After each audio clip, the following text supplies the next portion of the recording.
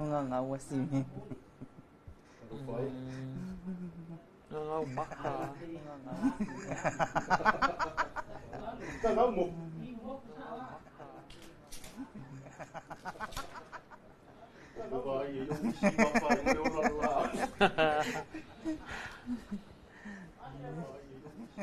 Saya, wa ulla. Vai ngale camera sini. Saya, wa ulla. Vai ngale camera sini. Saya, wa ulla. Ke yo ka apia mai le kausuli.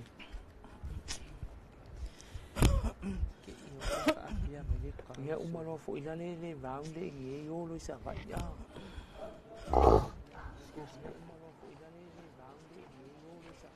Seconds.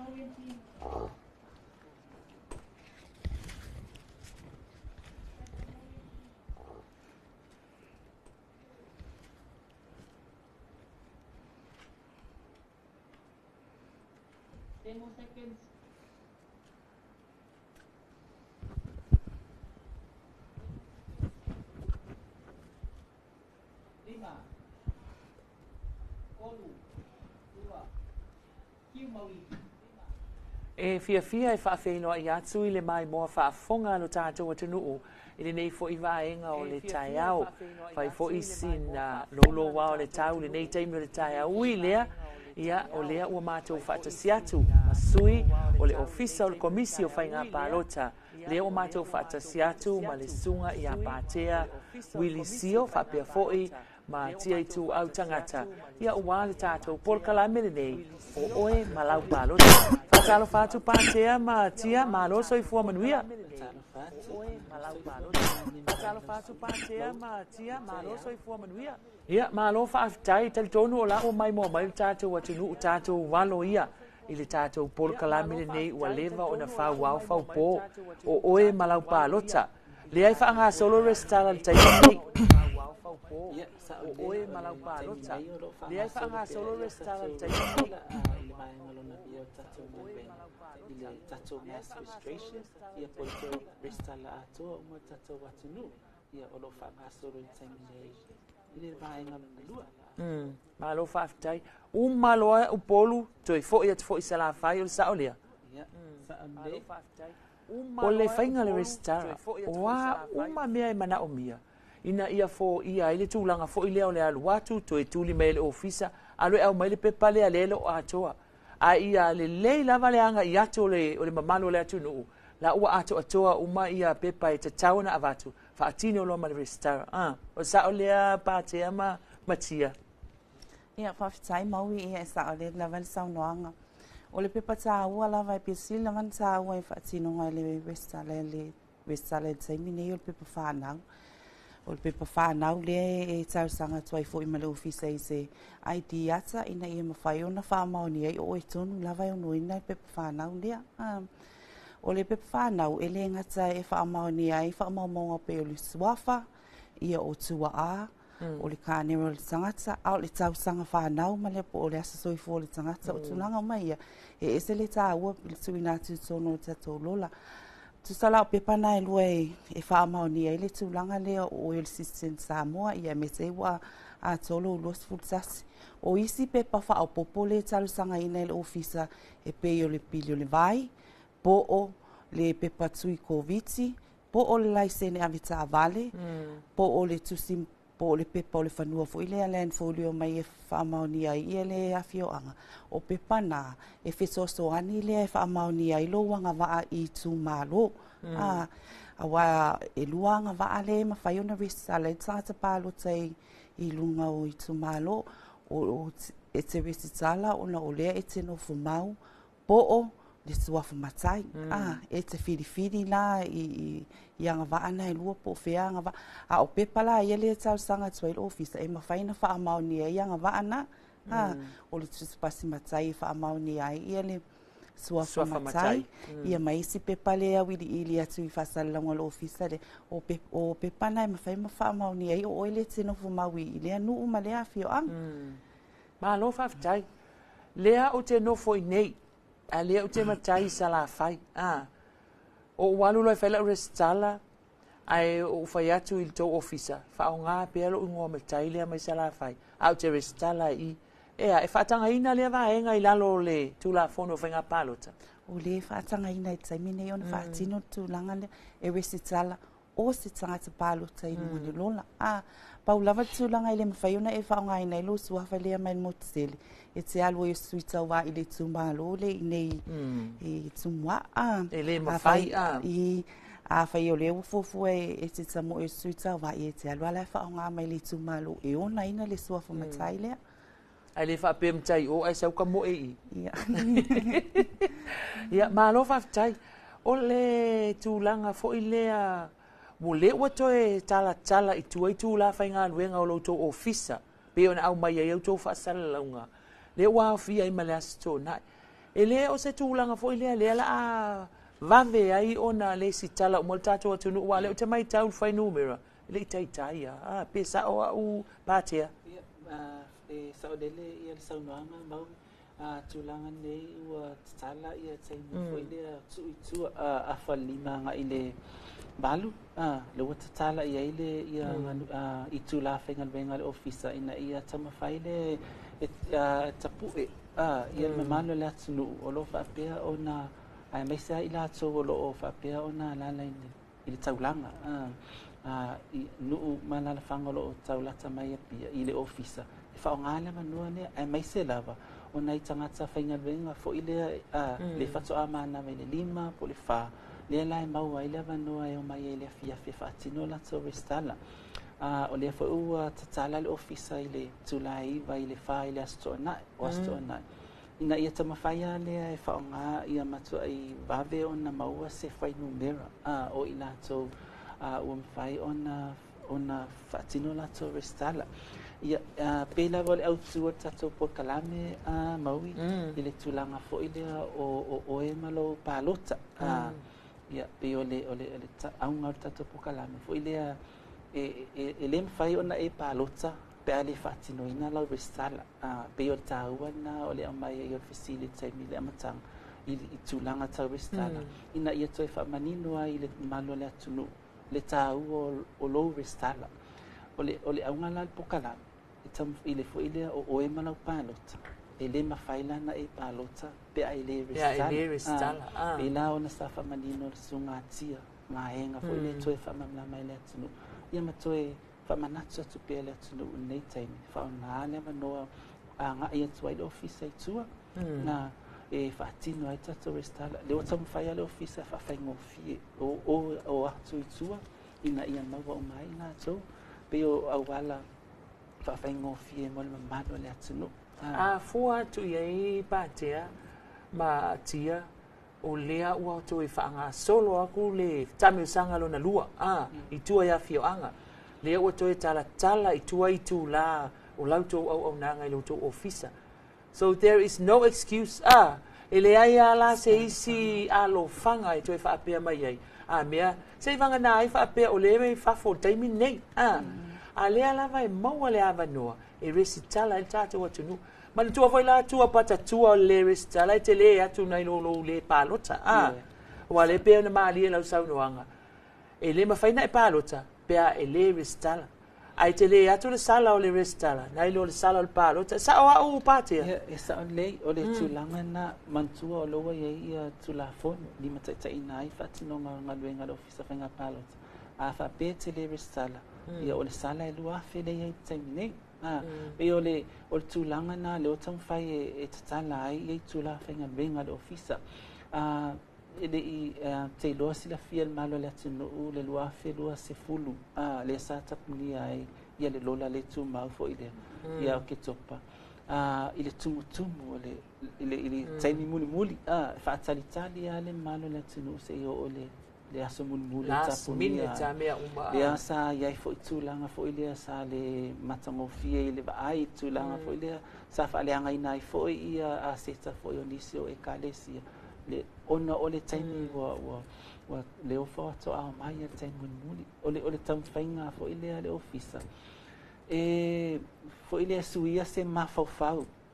i le malo le atunu e awe fa'atalitali e taimi mulimuli pe fo tulaga na lo tamafai e le ofisa e o anga itua i no malalafaga e fa'afo'ia fa'afitauli fo'i le lo fa'atalitali se i latu le sui tauvā e ave o e fai lau resala ona e te lea afianga o tulafoni e le o toetalia le lavaenga ma lo fa'afitai o le mai tau atu le fainu mera o tangata pālota o le pālota talu ai lua afe lua tasi se lau luas fulfitu afe pe on saunu e komisina a lea e au mai fa'amaumaunga fa'apea mai o fa'apea mai le ofisa fainu mera se lau se fulfitu le iai luna winga se fulu afe le le lua po fe tonu le iai faina lua saunu le vaenga le ia fa'afetai maui o le tulaga ia i sinu mera fainu mera ia mana sofo ila i le tulaga le e o mai lava se tasi le fa'afitauli e mai tauina i faiga paluta uma lava le tulaga le o loo avatu ai lava ia suafa o e o maliliu e isi taimi o le a'afia atu ai fo'i ma suafa o i latou o leva na le o toe alala i nei o le o migrate o le tulaga na o numera na le iai ese'esega ia auao o numera ia fai numera fa'amauina ia o numera tagata o lo'o i nei totonu le atunuu pe o le tulaga na leai nai ese'esega ia e fai numera ia lona uiga la'agaluega lea lautou ofisa lea e fai nei a mai a umaloa ona fai le restara ona sa'ili lea po o fea tonu le numera lea le misi o le mo le silafia maui o le taimi nei o lea e aga'i a le ofisa ma identify lava le sefulu le numera lea le ova mai ai le lua'olu atasi pe fa'ataʻitaʻiga o lea e aga'i atuā timsi e aga'i tua ia malola palota tuai ia o lo'o mafaina identify mai ai le mamalo le atunuu ia me se fo'i ia i latou ia e lē gata o i latou ua maliliu ia o i latou ua malaga ese nofomau ia mau ia o le tulaga ia o le nofomau mo le silafia fo'i ia i le fa'atinoga o le tatou lula mo i latou o lo'o nofomau pe lē sa resala i nei ia ae ua maua fo'i le fa'amanuiaga e aumau ai ese atunuu e leai se tulaga e mafai e le ofisa ona ave ese le suafa malilola se iloga lava ua fa'amaunia ua maliu ia ona ave ese lola i le suafa lea malilola o se tulaga fo'i lea ona ua aga'i ua malaga ese ua lē toe alala i nei e lē mafaina ave ese e le ofisa a o le tulaga fo'i o le ave ese ina o i latou ua maliliu o lo'o lisiina suafailuga le lola ia e te lē lava ia le process e tatau ona aga'i le ofisa e fa'atino fa'ato'a mafai ona ave ese le suafa o le tagata o le manumanuga o le ave ese atu ae ia isi tulaga fo'i le itua atu o le fa'atinoga le ia le taimi se iloga lava ua iai lava ia mau tutū ua maliu le tagata fa'ato'a mafai lena ave ese e le ofisa le tagata malilola malo fa'afetai aua o le tulaga na e pia leu te iloa ea'u e pei o le fesoasoani fo'i ga le mamalu o le tatou atunuu atia ma patia e fesoasoani mai afai o la'ua silafia ua maliliu matua maliliu tagata o le aiga fesoasoani e fa'ailoa mai le tatou ofisa fa'apea mai ia o le igoa lea sauli ipoti mai o le igoa lea o lo'u tamā o le igoa lea o lo'u tinā ia ua maliliu uma la'ua nei totonu o le lola ia sa'aolele lava le saunoaga e le taimi le fa'atino ai le resala e iai fesili fo'i lea e a'afia i luga o le pepa resala le tagata po o lo'o soifua mai lava ona tua'a o le taimi la lea e mafai ona fesiligia i le ofisa afai la o lē va'ai atu le ofisa o lo'o iai lava tua'a o le tagata le i luga le lula ia e la le pepa po le fomu e fa'atumu o le tagata lea ina ia mafai ona ave ese suafa ona tua'a ia ua maliliu mai le lola fa'afetai o le tulaga lea ia i latou ia e alalai ma papa'au ia tunuu mamau lea e fa'atino fo'i le latou resitala lea e mafai ona fai mai online o le faiga la o le baio lona uiga e afifio uma mai lava i sa moe fai ai ia fa'afetai ma le fa'afesili ia o le tulaga na o lo'o iai tatou le tulafono o le taimi nei e te fai ona e resala mai online ia ai fatoa suma i nei Samoa fatoa faatino ai loa ia le whaingo tatou biometrics pu e no lo wata whaio fingerprints tūlanga fo i lea fatoa complete ai fo i la ia i ngā o lau restala e le whapea e te apalai mai loa online ia mautino ai lola ia woi lunga lo swafa lola le ai se longa lava e te suma i Samoa e faatino ia tatou biometrics ia ona fatoa faile ona la via lo swafa i lunga lola pe a whapea o te mio tatou whainga palota malo whaftai a wai e alana o whai atu lau tala i le tūlanga le mata o pūlea i wala fukawa ai a kurunga i Facebook i whafofo ia pe la ve vesi mai pingi le skala e po ala me fai ole officiali la o fe e na le ofisa o fai nga pa lo tai fai le sta se fai na sa no pa te tu langa le ia a faftai ia a tono te loa ia le foi to te mai tau ina i o penga te fai lang ia a tono la toa nga ia resta la fo ia o support sa fa fai vai nga fa fai al tu langa ia i resta la me e fai ai ona vea o se tangata pa lota ia e te restala mai no i le ofisa o whainga palota a whapea ne te au mau i atu no i whafo whao ngāta tau penga ta whailangi ua whapea ona tā pena ina i le ofisa e whao ngā e apalai mai ai ia ai te suma la i nei Samoa e whaatino ia tato vaenga o mana ai tūlanga pe ona e whafsiringia ia ele o vaenga lavana ia ele e se matou na o ia le ofisa o whainga palota e whaatino ai lau restala e a vea ai o ia stangata palota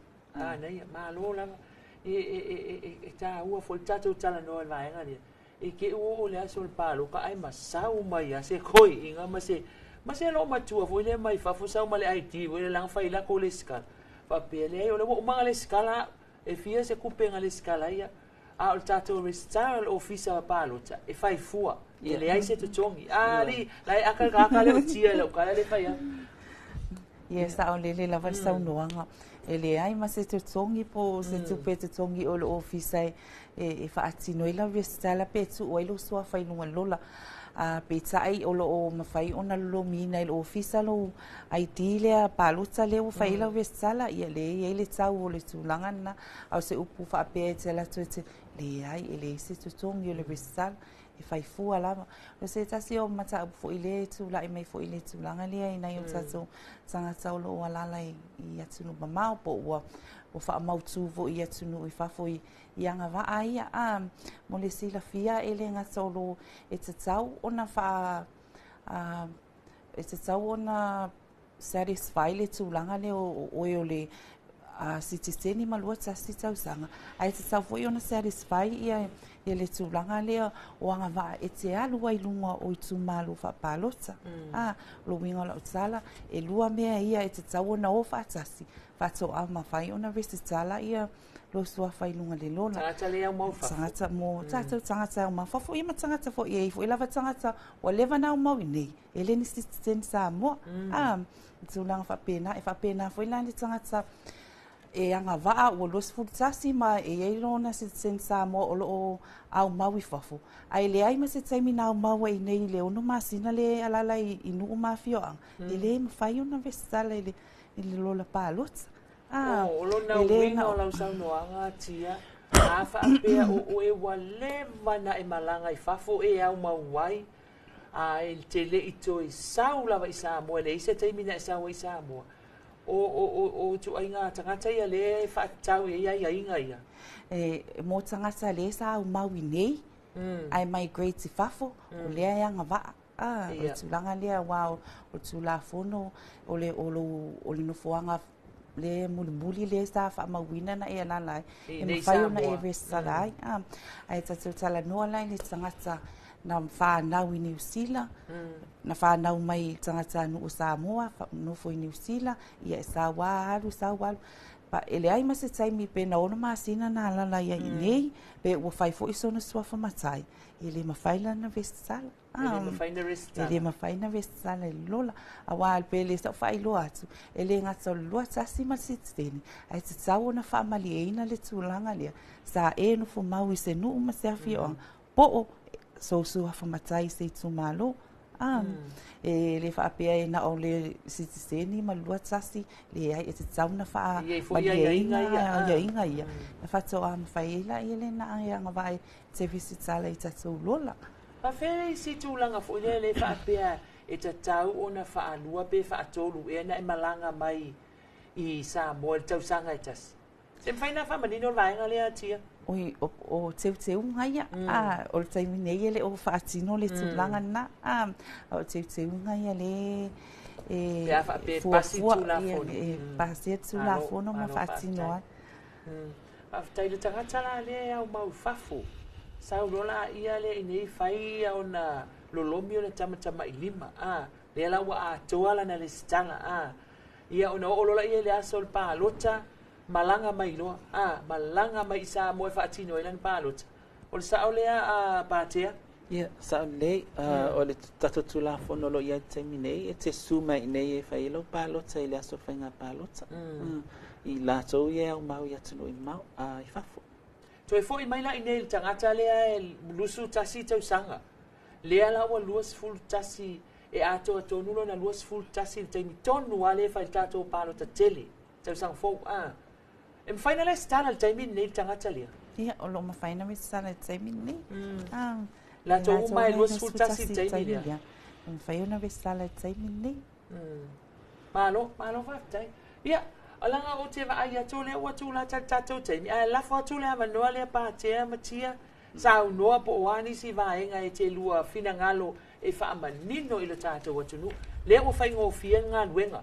Le o mawhai o na toi ta amilo atu le ofisa i nu utua. A mai au polun toi o fo i le sa la whai. Le a fo i tala tala i tua la whai ngā nuenga o lo to ofisa.